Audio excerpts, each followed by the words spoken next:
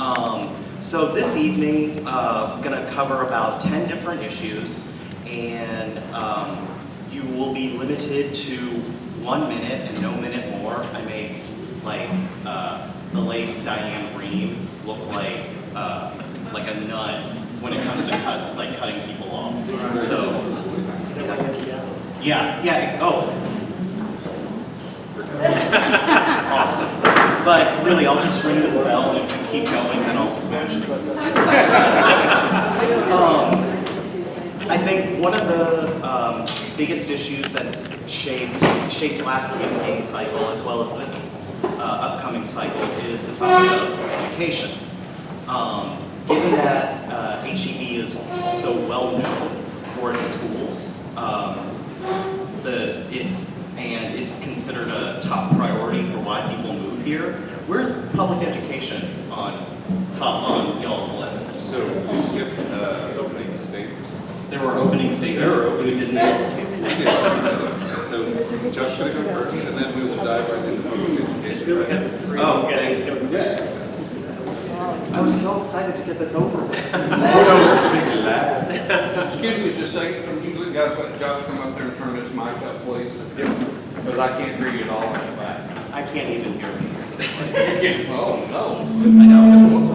That's what I was afraid of.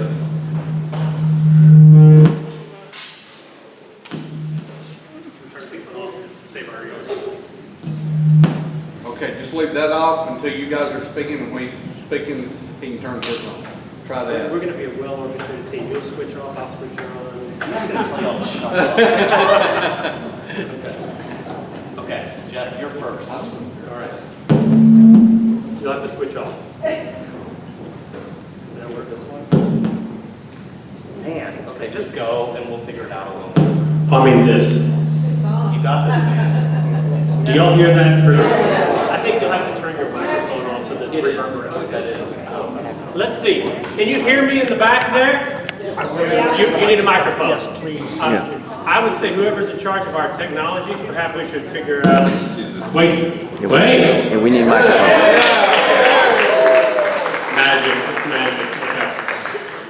Here we go. My name is Jeff Whitfield. I'm a candidate for House District 92.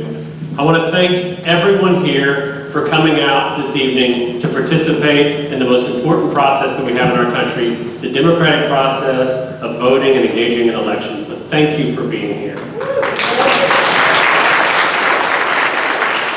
And I want to thank our organizers who put together a fantastic program. You heard all their names earlier. I think it's tremendous that we put together this great turnout on Wednesday night with so many things going on. Clearly you all care about these issues. We're looking forward to hearing what you have to say and talking with you about the issues that are important to you. As you heard earlier, I grew up in this community. I'm looking out, I'm seeing my father, I'm seeing my uncle, I'm seeing people that were my teachers, aunts and uncles, people that were my neighbors. This is the community where I grew up here in Northeast Tarrant County. And it was those family members and community members that inspired me into a life of service. That life of service did carry me away from this community. I went off to the Air Force Academy. I was an Air Force officer. I went on to be a Fulbright scholar and to work as working on international conflict resolution in England.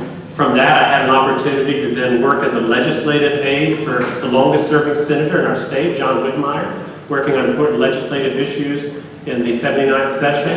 From there, I went on to law school and ultimately to the War Crimes Tribunal in The Hague, where I worked on prosecuting war criminals before coming back to work for one of our highest courts in this country, writing opinions and dealing with the top legal issues.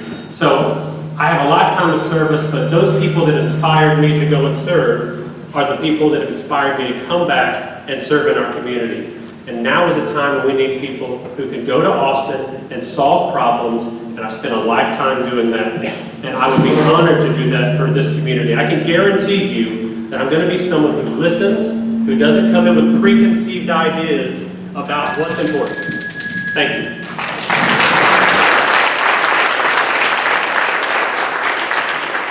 So I would like to echo Jeff's thanks things. There's a lot going on today. I don't know if anybody was watching the news, but a couple of things happened. So the fact that you guys were willing to come out when there's a Democratic debate going on TV, this cannot be DVR'd, that can. So since I've moved here 12 years ago to this neighborhood, we've had a big change in our politics. Our representation in Austin went from mostly mediocre, I'm putting this down because I'm not actually using it. Our representation in Austin went from mostly mediocre to downright laughable. We saw all of our voices get traded to a cabal of oil and gas billionaires out in West Texas that really their only objective was to make sure that we got as little government as could possibly be managed. We saw a dramatic increase in the demagoguery and the hatred that was coming from our representative, and it was to serve an agenda that mostly served the elites. We saw the economic booms that occurred to our neighborhoods mostly benefit those elites, and the busts hit us the hardest. Now, when I first started volunteering with y'all, for a while it was pretty bleak. So I can remember working with Organizing for America and showing up at the tequila factory, Kathleen, you were there, and talking to people about Obama's re-election campaign, and there were 10 people in the room and all of them were pretty sad. And then in late 2016, something terrible and wonderful happened. The little army, the little platoon of people that we had working on democracy in this neighborhood suddenly became an army. And that army charged forward. And that army moved this district a really long way. So the average shift to the left of any House district in the state of Texas was a little over 2%. Our district moved 8% to the left in one second.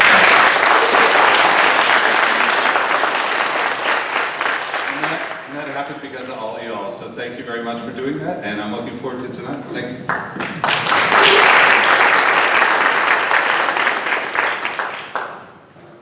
Y'all are already on my good side because you totally stayed within the time.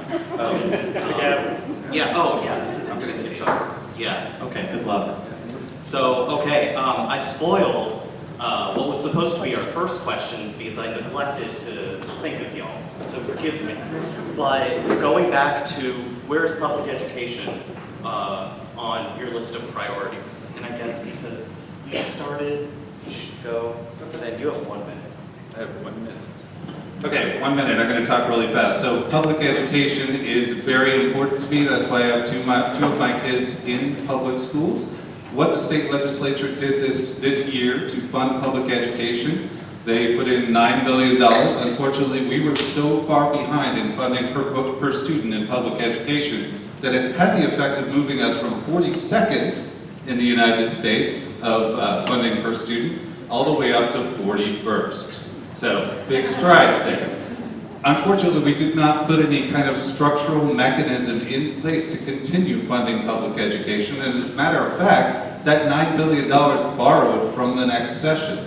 In order to keep public education funded and to keep us as a thriving, economically profitable state, we need to continue funding public education, and we need to do it without relying entirely on y'all's backs as property tax owners. That's where I stand on public education.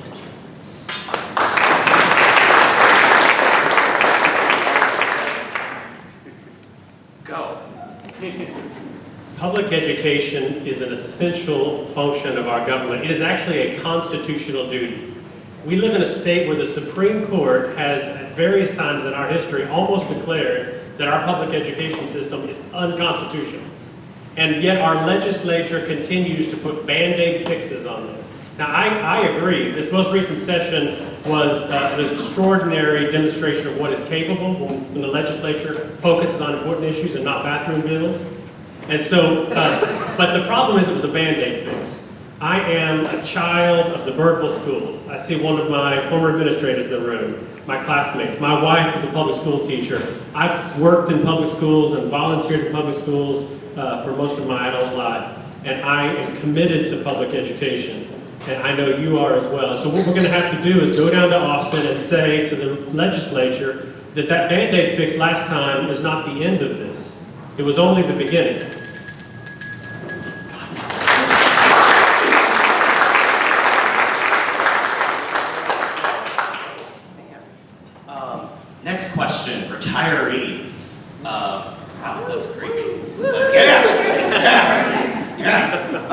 So should Texas do away with dual state retirement systems and just let the IRS cover all retirees?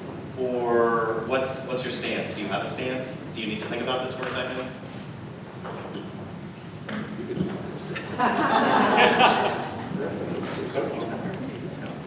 So in terms of the dual retirement systems, my perspective on the retirement issue is that we clearly have systems that are broken, that need to be adjusted to reflect the current date. I mean, for both of our retirement systems, the ERS and the TRS, there have not been cost of living adjustments in like more than 20 years.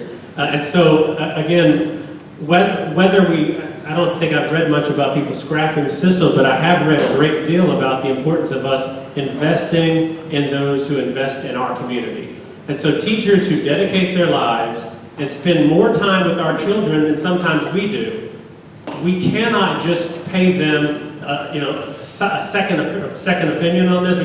They can't be an afterthought. We need to fund their retirement in a way that shows them the respect that they're due.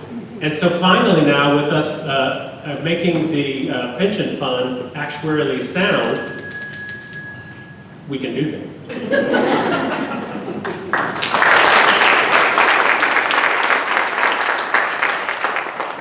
No, I don't think we should scrap TRS and ERS, even though TRS is the worst funded pension system for teachers in the United States. Of all 50 states, TRS is the worst funded.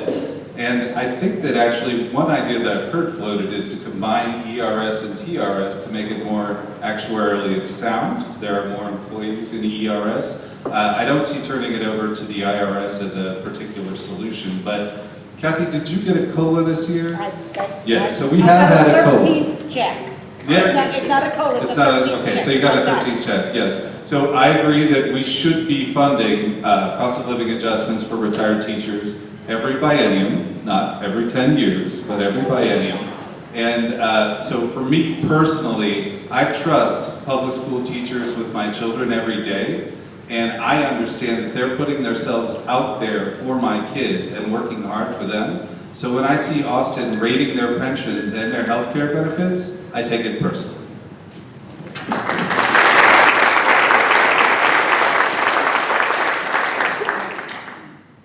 Headed up the ladder a little bit. What do you think the Texas legislature can do to make college and community college more affordable so that more Texans can compete and secure quality jobs?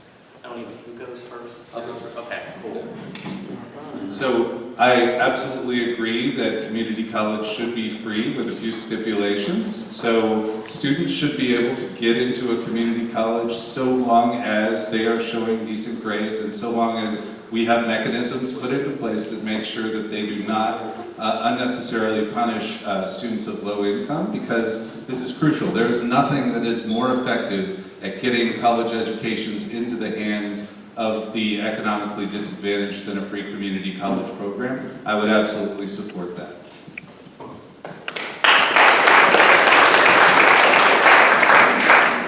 You got to do standard, Jeff. He got that in at 34 seconds. Ooh. Gauntlet thrown. To pivot on that last question, you know the one vote against the retirement pension fund? Mm-hmm. Jonathan Strickland? Right, we know. Right, yeah, obviously. So, with regard to college funding, right?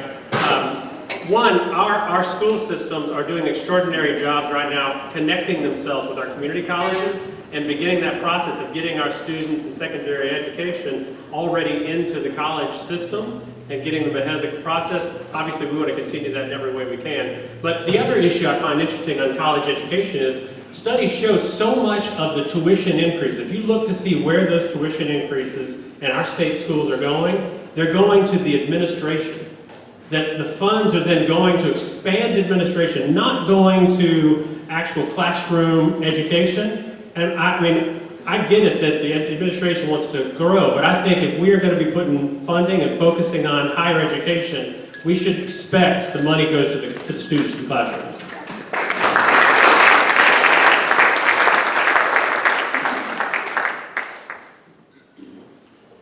Oh, sorry. Thanks, Steve. Great, Steve. Man, now in a minute, how can you sum up your plan to enact true property tax reform? Really just gotta, okay, who goes, are you first? That's nothing. That That was a bad joke. It wasn't that. So my plan to enact true property tax reform on homeowners is essentially to phase out the equal and uniform clause in the corporate property tax code. So right now, in corporate property tax code for the state of Texas, a corporation that has a significantly enough large legal department to sue the state of Texas can sue the state of Texas to pay less than the actual value of their corporate property. And it has been estimated that that shortfall is $6 billion a year. Guess who's making up the difference in that $6 billion? Raise your hand if you own a home. That's y'all. Yeah. So my plan to do that is to phase out those corporate property tax loopholes and gradually bring these folks back up to where they should be in terms of paying their fair share of property tax. They are benefiting from an educated workforce here in the state. I believe that they should be paying for that benefit.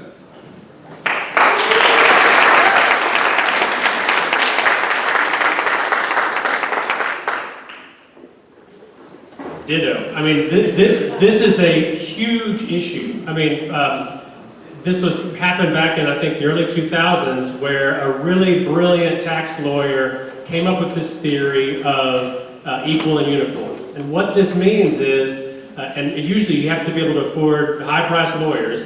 They go in and they say, well, I may have bought this big building for $100 million in downtown Dallas, but the similar building in Detroit is only worth $60 million. So an equal and uniform appraisal would mean you should only tax me at $60 million value. We have it's ridiculous. We have counties in our state that have had to refund to big corporations tens of millions of dollars, money that had been collected in taxes, and then they had to refund it because these corporations sued our counties. And this is crazy, if the counties lose, if the counties want to defend themselves and they lose, they have to pay the attorney's fees. So imagine the risk to that county. That's why.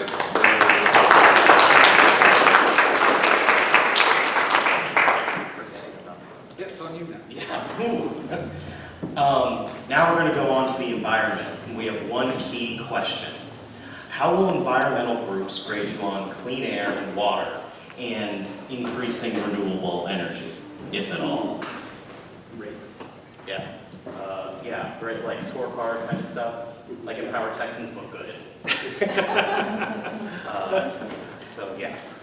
So I think they'll rate me very favorably. I believe in doing what is necessary to reduce our carbon footprint here in the mid-cities and in the state as a whole. Right now, California is beating us in solar power generation by kilowatt hour 5 times what Texas is generating. And I think we've got a little bit more sun and some space here in Texas that we could be using. At least the real estate's a bit cheaper too. I would also stand for increasing public transportation within the state and within our community. I believe in walkable communities, and I'd like to develop municipal and state partnerships to make those happen.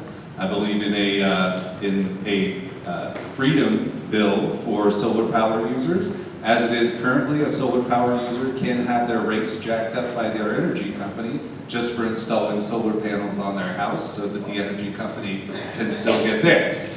I don't think that's fair, and I don't think that's liberty, so I would stand for a bill that limited the ability of energy companies to do that. Thank you.